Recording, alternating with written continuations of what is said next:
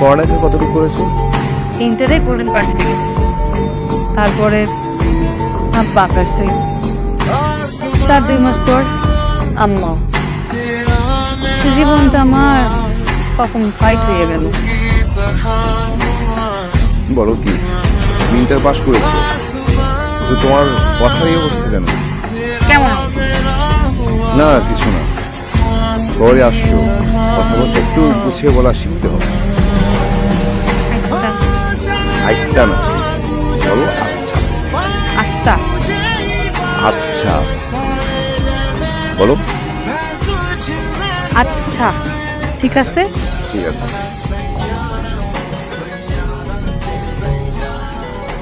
মামা রাখেন রাখেন রাখেন রাখেন।